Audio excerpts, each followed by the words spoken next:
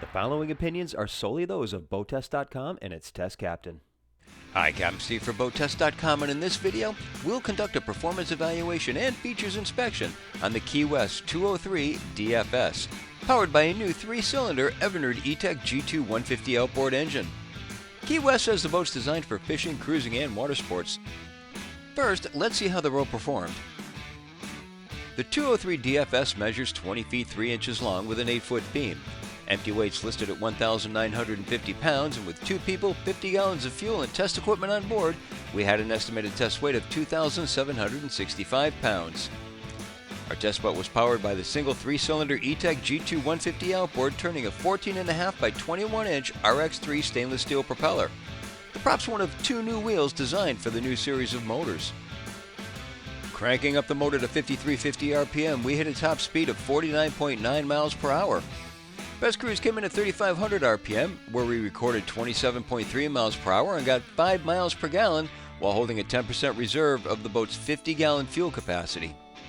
The World's Boating Federation ICOMIA says that 40% of the boat's engine hours are spent at idle, and we can certainly see that a boat like this one will be doing a lot of trolling. At idle, which was 650 RPM, we got 18 miles per gallon, which is remarkable. At a trolling speed of 5 miles per hour and 1,000 RPM, we burned just 0.4 gallons per hour, which means we could troll at that speed for 6 hours and only burn about 2.5 gallons of gas. There's literally not an outboard on the planet that can match this fuel economy. In acceleration test, the 203 DFS got on plane in 3.6 seconds and hit 20 miles per hour in 4.8 seconds. The 203 DFS rides on a modified V-bottom with 19 degrees of dead rise at the transom. She has a pretty noticeable Carolina flare at the bow that does a good job of knocking down spray.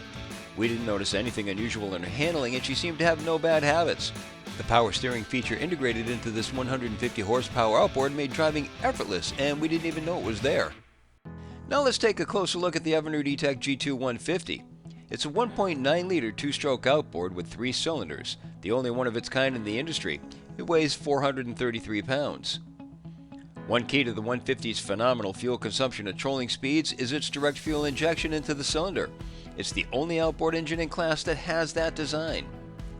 At lower RPM, the injection system uses stratified combustion to deliver a minimum amount of fuel to the smaller upper part of the cylinder. With a consumption of just 0.2 gallons at idle per hour, the engine has significantly lower operating costs for anglers doing a lot of trolling. Hit the throttle and the computer tells the engine to switch to homogeneous combustion, delivering more fuel and air into the larger section of the cylinder for more power. Because Evinrude used the most powerful injector in class, it can pump fuel directly into the cylinder at up to 800 psi. The G2 150 is also equipped with Evinrude's auto trim function as standard. Finally, the lower unit has been redesigned with larger water pickups that are lower and farther forward to allow a higher mounting position when fishing in skinny water. Perhaps the most important thing about the new G2 150 is its low maintenance costs. There's no 10 to 20 hour break-in period and trip to the dealer, no messy oil changes every 50 to 100 hours, no messy oil filter changes, no disposal problems, no scheduled dealer maintenance every year or 100 hours, no trips to the dealer for winterization, and no trips back for commissioning. Evinrude's first scheduled trip to the dealer is at 5 years or 500 engine hours, and the engine's covered under warranty if any work is needed for that entire period. And the Evinrude engines are the only ones with a 5-year anti-corrosion warranty. Now let's take a look at the Key West 203 DFS. Starting at the stern, to port is a 3-step stainless steel boarding ladder, and to starboard is a storage locker.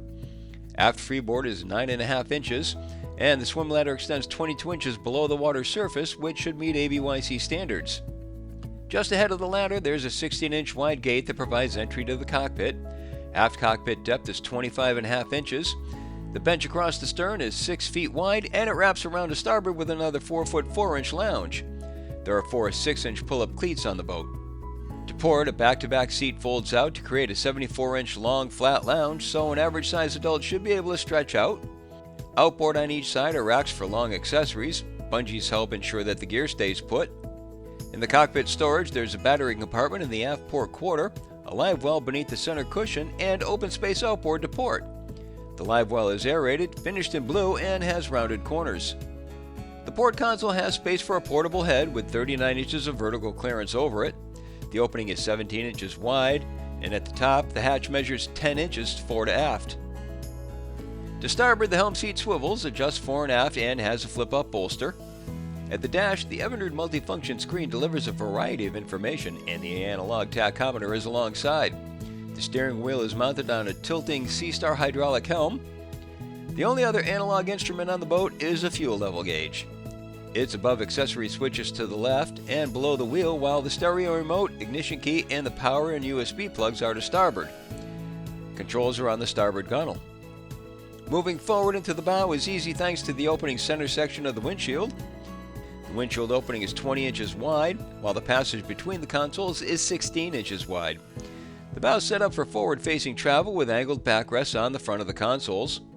There are stainless steel grab rails and speakers in the bow gunnels, and the hinged bottom cushions access storage beneath them. In the foredeck, the anchor locker hatch is notched for the road to pass through. When it's opened, we see the cleat for securing the road, clips to hold the anchor in place, and space for the unused portion of the road below.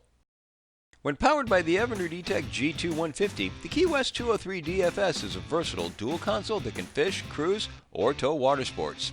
For BoatTEST.com, I'm Captain Steve. We'll see you on the water.